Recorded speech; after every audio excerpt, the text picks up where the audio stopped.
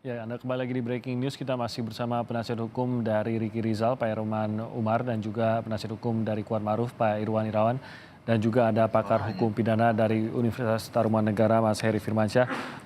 Pak Herman, untuk pertanyaan yang sama tadi bahwa apakah akan tetap bersikukuh bahwa hukuman ataupun vonis yang tepat untuk klien Anda, Riki Rizal, hanyalah vonis bebas demi hukum dan bukan pengurangan dari tuntutan. Pak Herman. Pak Herman, Anda bisa mendengar suara saya?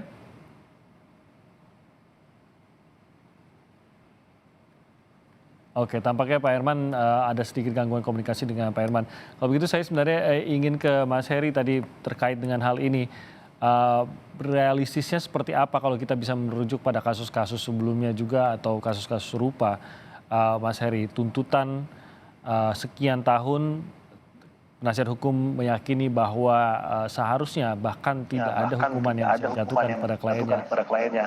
Apakah memang bisa sama sekali tidak terdugakah vonis hakim ini atau biasanya memang tidak jauh-jauh dari tuntutan? Mas Heri. Terkait hakim tadi ya. Soalnya di audio apa? Oke, ini tampaknya masih ada gangguan audio juga kita dengan Mas Heri dan juga Pak Herman. Pak Herman mungkin dengar suara saya? Kalau saya dengar, Pak.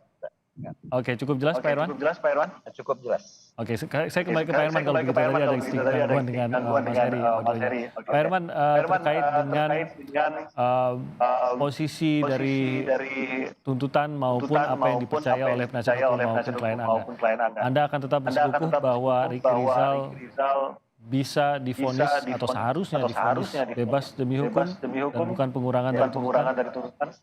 Ya kita ambil hal yang seharusnya, Pak. Kalau bisa, menurut saya berdasarkan fakta-fakta persidangan, dari keterangan saksi-saksi, dari keterangan ahli, dari keterangan dari terdakwa, dari bukti-bukti yang dihadirkan oleh jaksa maupun yang kita hadirkan. Yang mana hari ini kita lengkapin itu, termasuk masalah diskresi seorang anggota polisi yang kita ambil dari Undang-Undang Kepolisian, pasal 18 dan penjelasannya. Ya, kemudian bukti doktrin dari ahli hukum kita ambil, kita lengkapin bahwa pasal 55 turut serta itu harus menjelaskan keaktifan yang jelas, ya gitu. Jadi semua kemudian tidak cukup hanya melihat, tidak cukup hanya asumsi, tidak cukup hanya karena keadaan dia di sana. Gitu. Jadi harus jelas secara material perbuatan apa yang dia lakukan yang memenuhi unsur-unsur itu. Kalau masalah dia sebagai tersangka dan kejadian memang sudah di depan mata mereka, ya ikhlas sudah dilaluin itu memang kita mau nggak mau itu. Tapi di dalam pasal yang harus diingat oleh kita semua, oleh masyarakat gitu, bahwa kalau sudah di peradilan itu yang utama yang tentunya diperhatikan adalah fakta dan bukti-bukti. Kalau masalah rasa keadilan itu wajar, kita juga menghargai gitu. Tapi terpulang kepada majelis hakim. Jadi boleh melihat keadilan masyarakat, tetapi tentu dihubungkan juga dengan unsur-unsur dari dakwaan itu sendiri, unsur-unsur 340, 338 unsur dengan turut serta itu, Pak. Jadi tidak harus atau tidak ini dengan, jadi kalau menebak masalah apa putusannya, kalau saya seharusnya ini secara keadilan harus bebas. Terpulang nanti ke majelis dia pilih yang mana. Gitu. Demikian. Oke, Mas Heri, kalau memang tampaknya masih ada gaung ya Mas Heri ya? Anda bisa mendengar saya? Mendengar, Mas. Oke, nah kalau memang begitu yang dipercaya oleh penasihat hukum dari Kuatmaruf dan Kuatmarufnya, Riki Rizal dan juga penasihat hukumnya Pak Herman, apakah ini bisa ya seperti seakan menghilangkan kasusnya sendiri, tidak terlepas hanya yang tidak terlepas hanyalah Eliezer dan Ferdy Sambo? Apakah bangunan dari kasusnya ini juga otomatis bisa dikatakan ya runtuh juga lah apa yang sudah dibangun oleh JPU kalau memang sampai tidak bisa membuktikan Riki Rizal dan Kuatmaruf ini memang ada keterlibatan, Mas Heri? Iya, tentunya di ujung dari semua ini adalah vonis dari majelis. Nah, tentunya itu yang akan kita pelajari secara bersama. Beberapa pihak boleh kemudian menampilkan alat bukti yang mendukung pola pikir keyakinan mereka tadi. Ya, itu dibuka luas oleh majelis hakim. Kita lihat juga kasus ini kan dibuka dan terbuka untuk umum, seorang juga bisa menilai.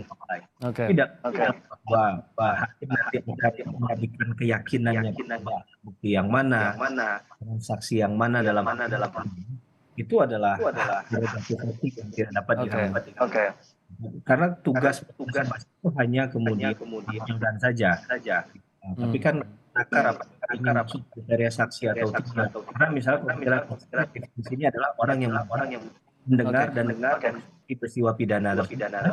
Kan ini orang yang masuk kualifikasi sebagai saksi, kemudian alat bukti yang disajikan, yang lainnya adakah kesesuaian misalnya. Nah ini yang kemudian jadi bahan untuk hakim dalam hal menimbang dan memutuskan nantinya. Karena tentunya sebelum jatuh pada putusan, hakim melewati fase yang namanya pertimbangan hakim. Nah pertimbangan hukum hakim ini tentulah Mas Timi mendasarkan pada fakta-fakta persidangan berkaitan dengan alat bukti juga. Nah ini yang kita akan lihat adalah rasionalitas dalam hal ini.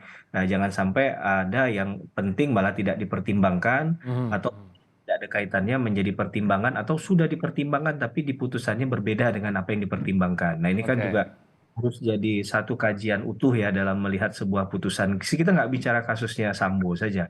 Karena kalau kasusnya Sambo saja seakan-akan itu hanya untuk diberlakukan khusus secara Sambo untuk Sambo saja. Ini yang saya tidak setuju.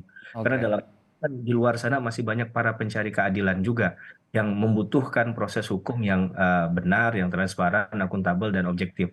Tapi sejauh ini tentunya ya kita yang melihat yang tidak masuk kepada proses penyidikan. Ini kan juga dari awal ya proses penyidikan. Saya yakin Pak Erman, Pak Irwan kan juga nggak terlibat di dalam proses itu dari awal dan TKP juga nggak tahunya setelah kan. Nah ini adalah satu hal yang kita sama-sama memahami bahwa kebenaran material yang memang ingin digali di sini. Itulah yang membedakan. Nah,